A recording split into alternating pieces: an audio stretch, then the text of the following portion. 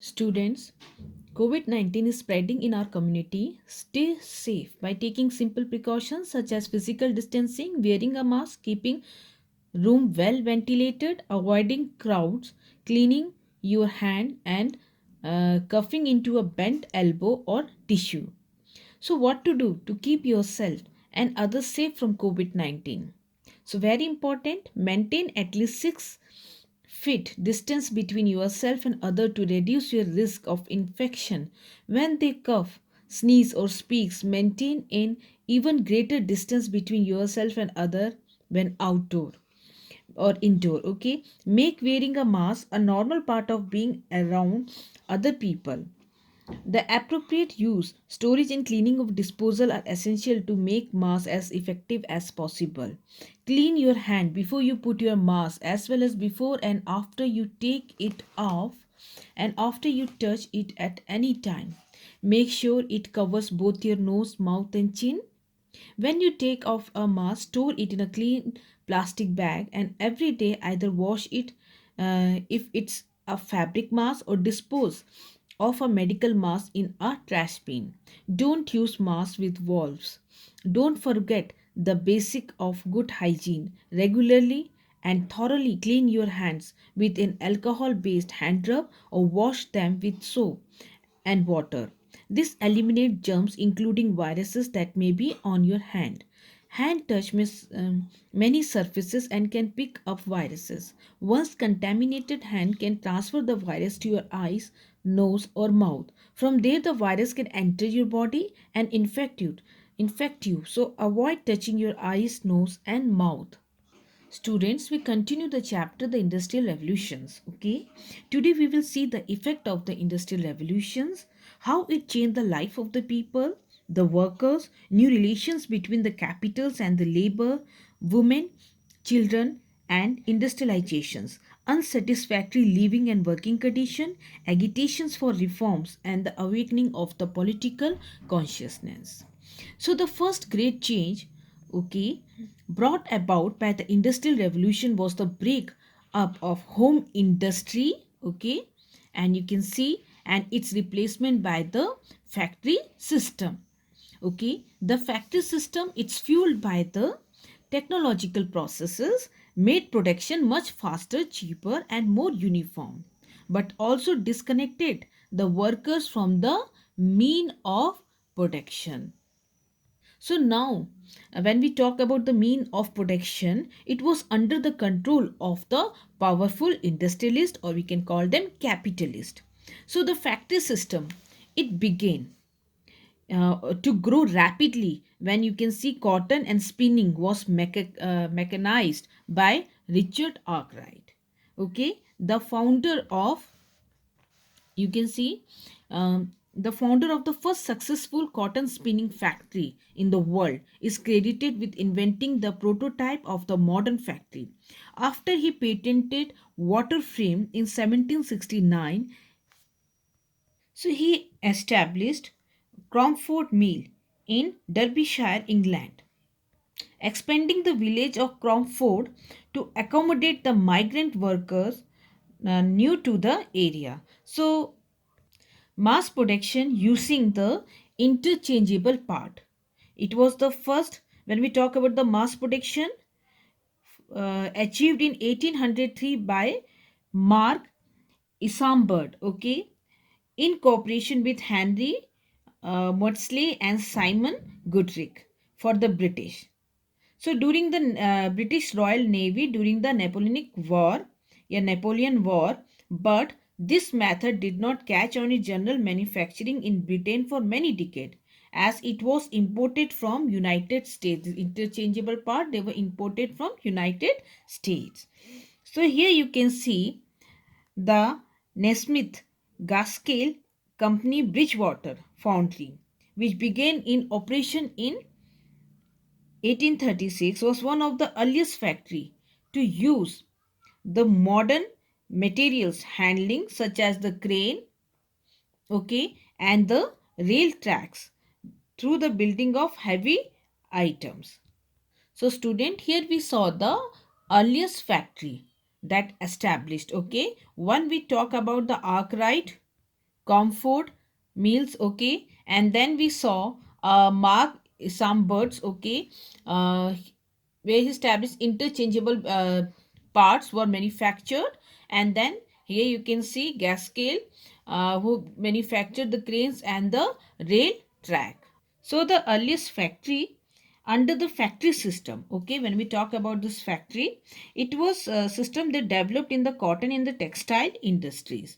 And later you can see generation of factory that included mechanized shoe production and manufacturing of the machinery including the machine tools. Factory that supplied the railroad industry included rolling mills, foundries and locomotive work. Okay, agriculture equipment also. Factories, you can see agriculture equipment factories that produced cast steel plow and reapers. Bicycles were mass produced beginning in the 1880. So when we talk about this factory system, it is considered as the capitalist uh, form of protections. Okay, it differed dramatically from the earlier system of protection. So first, the labor here, they generally does not own a significant share of the enterprises, and it is owned by the capitalist or the industrialist. Okay, so the capitalist he owners provide all the machineries, the buildings, the management, the administration. Raw or semi-finished material, especially that powered by water or steam, was more than cottage industries. Worker could afford or had the skill to maintain it. Even we saw when we saw the factory system, the production it was relied on this labor before the factory system. So the craftsmen would usually custom made on entire article. The craftsman made the entire article before the factory system. But now you can see factory practices here the divisions of labor. If you talk the factory system, it practices divisions of labor in which most workers were either low skilled laborers who tend or operate machinery or unskilled laborers who moved material and semi finished and finished goods. So third, the factory produced product on much larger scale. Okay, if you talk the factory produce products in the much larger scale than in either the putting out or the craft system. Okay, so here important thing, it produce much larger produce the products on the much larger scale. So the factory system also made the location of production also. So it made the location of production here more flexible. Okay, before the widespread use of steam engines and railroads, most factories they were located away from the waterway, water power site, but they were nearer to the railroad. Okay, workers and machines were brought together in a central factory complex. Although the earliest factory were usually all under the one roof. If we talk the earlier factory system, they were under the one roof. Different operations were continue. Okay, sometimes as different floors. You can see further machinery made it possible to produce precisely uniform components. So if we talk about the workers were paid either daily wages, they were daily wages, or you can see daily wages, or for some combination of money, housing, meals and goods from a company store. Okay, if we talk about the work, here you can see piecework.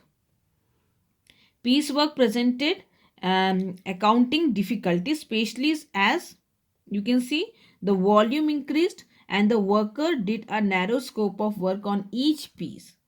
So piecework went out of the favor with the advent of the production line or the assembly line, which was designed on standard time.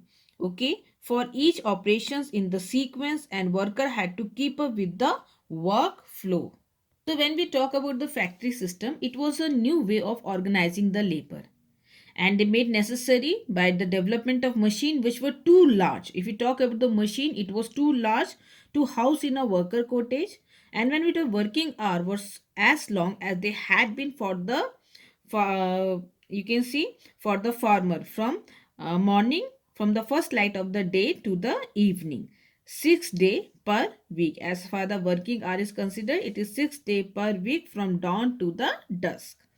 Factories also, if we talk the replacement of the worker. So when we talk the factories essentially reduce skilled and unskilled worker to replaceable commodity. When we talk about a farm or in the cottage industries, okay. So here you can see when we talk at the farm or the cottage industries, mm, here you can see the members, each family members and worker were essential to give a special task or operation to them, and the worker had to possess knowledge and often advanced skills that resulted from years of learning, okay, through practice. But when we talk about the factory system, here you can see workers were easily replaceable as skill required to operate machine would be acquired very quickly. So factory workers typically live within walking distance to work until the introduction of bicycle and the electrical street railway in the 1890. Earlier when we talk about they live in a walking distance. Thus, the factory system was partially responsible for the rise of the urban living. As they were living there only, the factories were there. So, large number of workers they migrated into the town in search of employments in the factories.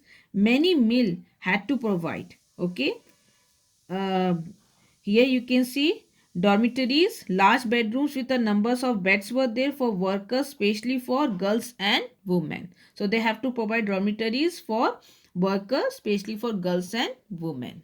So when we talk about the location of the factories, they were where they are situated. You can see that the workers here they live in a distance of a factory, and if in case when they migrated in search of a job or no employment in the factory, then the factory had to provide them dormitories for the workers, especially for the girls and the women.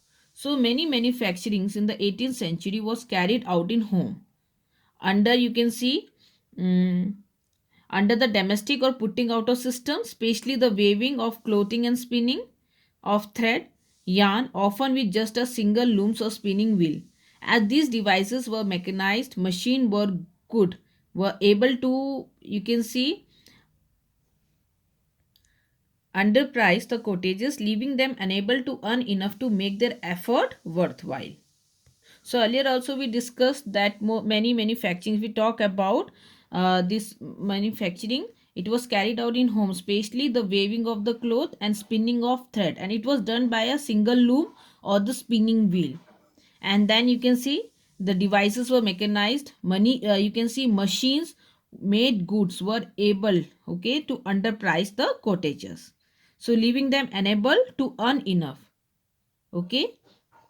So when we talk about industrialization and this emergence of the factory systems, it triggered rural to urban migration and thus led to a rapid growth of cities, where you can see during the industrial revolution workers faced the challenge of the serious you can say dire condition and developed new way of living.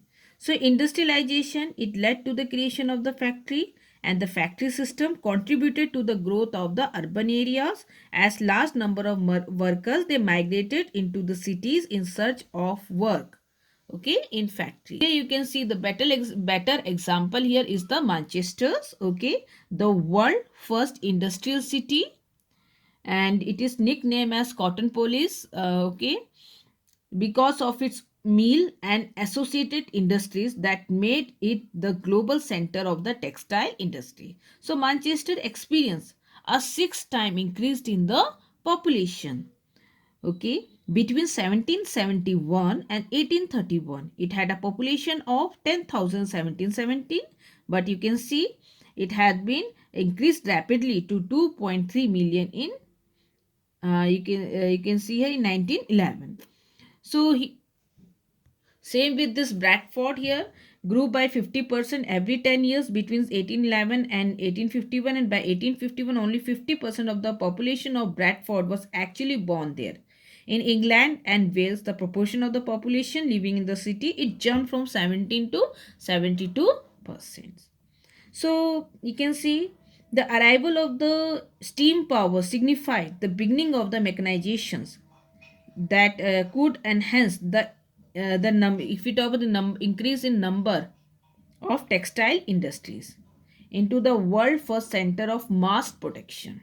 So here important is the steam engines where you can see it enhanced the number of the textile industries and if the world first center of the mass productions. So as the textile manufacturers, they switched from the home to factory. Manchester and town in South and East Lancashire, they became the largest and most productive cotton spinning centers in the world in 1871 with 32% of the global, you can see, cotton productions. So here comes a very important name, the Frederick Engels. Okay, the condition of the working class in England. He wrote about the condition of the working class in England in 1844 is arguably the most important record of how workers lived during the early era of the beginning of the industrialization in the British cities.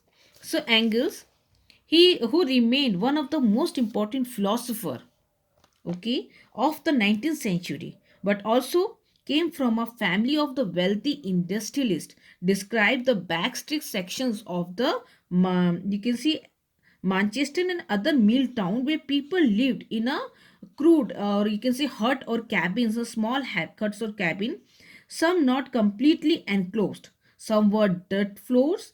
These towns had narrow walkways between irregularly shaped lots and dwellings. Okay, so there were no sanitary facilities. Population density was extremely high, 8 to 10 unrelated meals workers often shared a room with no furniture and slept on a pile of straw or you can say sawdust.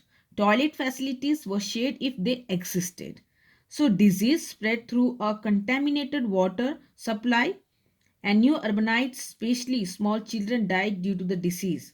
Okay, here you can see when we talk about TB, lung disease from the mines, choleras, okay, from polluted water and typhoid were all very common. So here Engels' interpretation proved to be extremely influential with the British historians of the Industrial Revolution.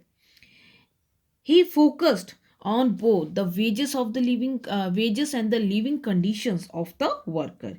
He argued that the industrial worker had lower income than their pre-industrial peers and lived in more unhealthy environment. So this proved to be a wide-ranging critics of industrialization and one that you can see was to raise voice by many of the Marxist historians who studied the Industrial Revolution in the 20th century.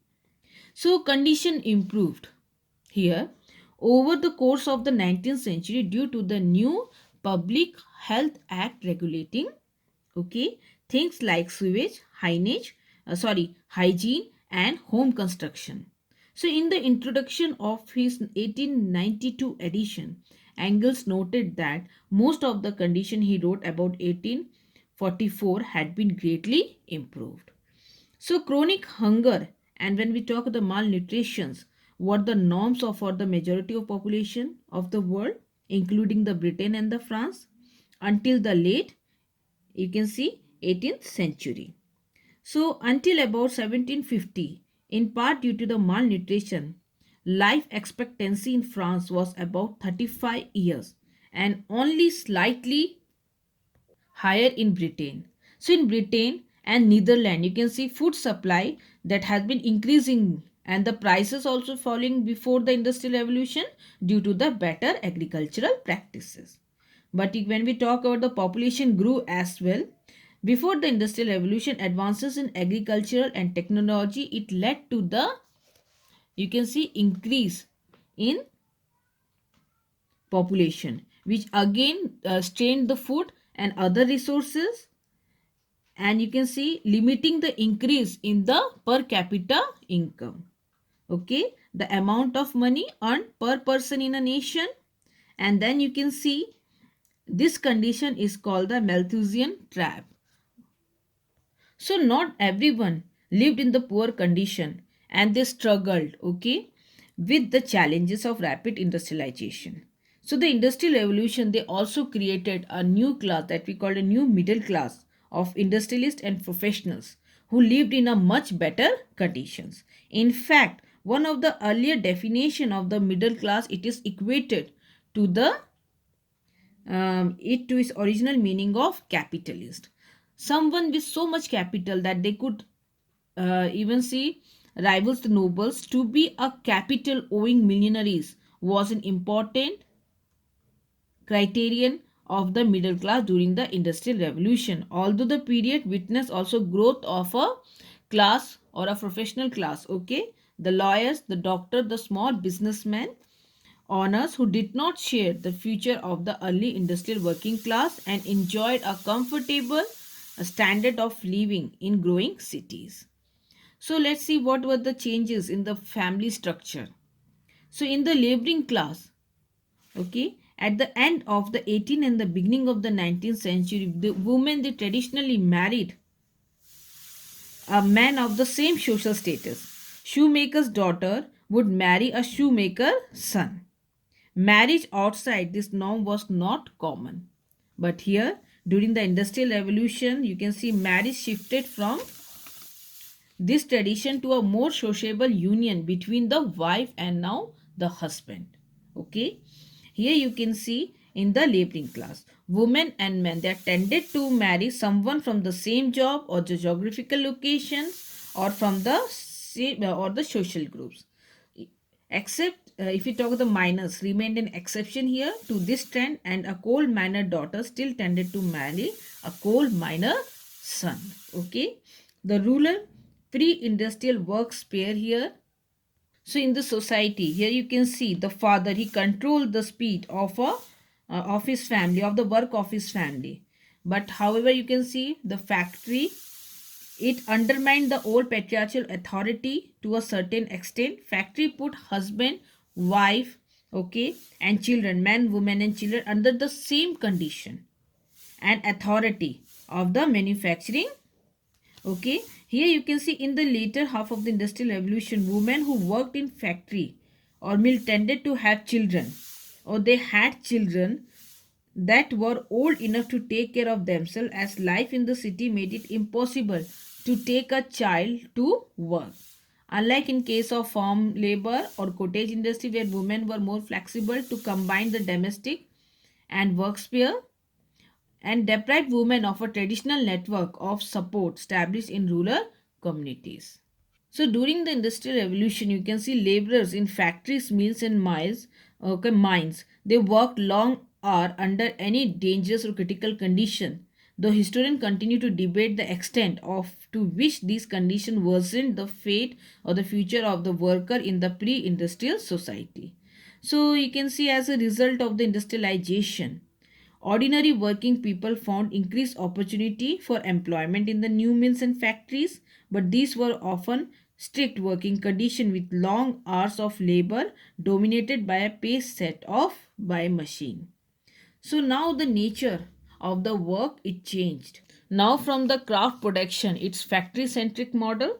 Okay, here you can see the textile industry central to the industrial revolution served as an if we talk that this model, the textile industry is the best example of the center craft production to the factory centric model. Okay, so earlier you can see when this handloom weavers they worked at their own pace or their own speed with their own tools within their own cottages. Now factory they set hours for the workers, and the machinery within them shape the speed or the pace of their work.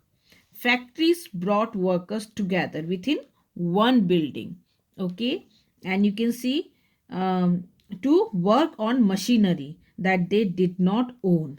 They also increased the division of labor, as you can see, narrowing the number and scope of tasks and including the children and women.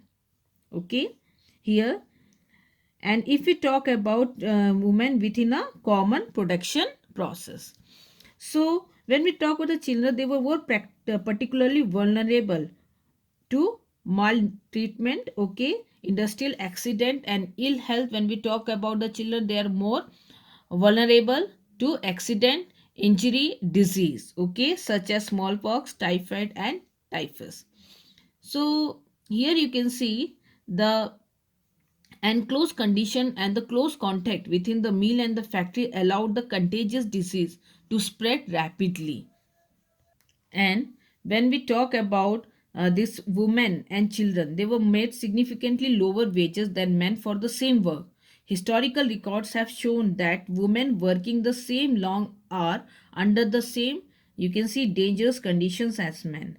So before the Mines and the Collieries Acts here you can see of 1842, women and children they work underground as a hurrier who carted tub of coal, okay, through the narrow mine shaft. So the law they did not have much of it in, so here there is a restriction of women and children to work in the underground mine. Okay, here you can see, but this law did not have much to the impact on women mining employment because they mainly work above ground at the coal mine. So women who were traditionally involved in all agriculture labor would be left behind in less profitable agriculture. So by the 1860, very low wages in agriculture work turned women to be the industrial employee. So in industrialized area, women could find employment, okay, especially in the assembly lines, providing industrial laundry service, and in the textile mill that sprang up during the industrial revolution in such cities as Manchester, Leeds and Birmingham. So, and when we talk about work from earning from home, you can see spinning and winding wools, silk and other piecework, okay, is a common way of earning income by working from home. But here, when we talk about the wages, they were very low and the working hours was very long. So often 14 hours per day were needed to earn enough to survive. So students, today we discuss about the factory system, the capitalist, the worker class, especially the men, women and children and their working and the living condition.